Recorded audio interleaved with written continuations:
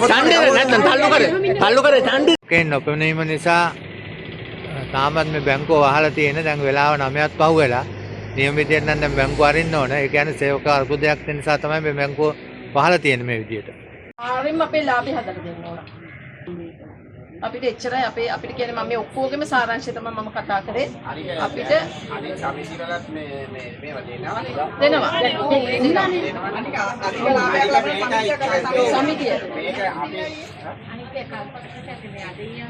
අනික මේකනේ ඒක වෙනස් කරලා ඕන්තරම් ගන්න මේක කලින් අපි නැති දේ ඉල්ලනවානේ මේ අපි උපරිම ලාභයක් ලබනවානේ මේ ග්‍රාමීය බැංකුව අංශය.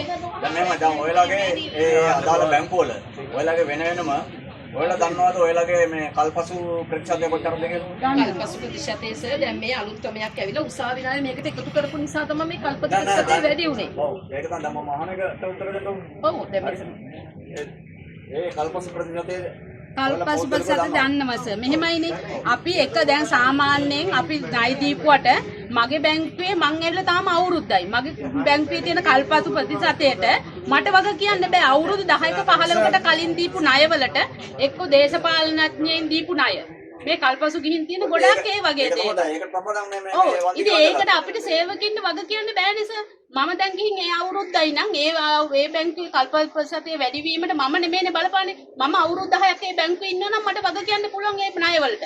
මම ගිය හැටිය මම හිටපු බැංකුවේ හොඳට අය කරගෙන තියෙනවා. අර බැංකුවට යද්දි මොකක් හරි වෙලා ඒ බැංකුවේ කල්පසු වැඩි වෙලා තියෙනවා. ඒකට මට වග කියන්න බෑ. මං කොහොමද වග කියන්නේ? එතකොට මම ඒ බැංකුවට ගියාම කියනවා මට ඒ බැංකුවේ ලාභ නැහැ කියලා. ඒකට අපිට වග කියන්න බෑ. ඒකට මේ ඔයා කවුද ඔයාගේ අයිඩියා එක දෙන්න? දැන් නම් අයිඩියා එක දෙන්න.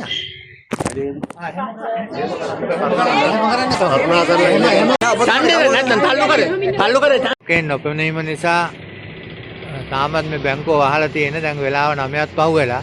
නියම විදියට නම් දැන් බැංකුව අරින්න ඕන. ඒ කියන්නේ සේවක අර්බුදයක් තියෙන නිසා තමයි මේ බැංකුව වහලා තියෙන්නේ මේ විදියට. ඒ වගේම මේ ප්‍රාදේශිකයත් වහලා ඒකත් අරින්න ඕන නියම විදියට නම් දැන් මේ වෙනකොට ඒකත් වහලා තියෙන්නේ. ඒ කියන්නේ සේවකයෝ අද වැට්ටවිලා නැහැ. ඒගොල්ලෝ ඔක්කොම ප්‍රධාන කාර්යාලයට ගිහිල්ලා තියෙන්නේ. පෙරවරු 10යි විනාඩි 15යි. තවමත් අක්කර 50 ග්‍රාමීය බැංකු ශාඛාව විවෘත කළා නැහැ.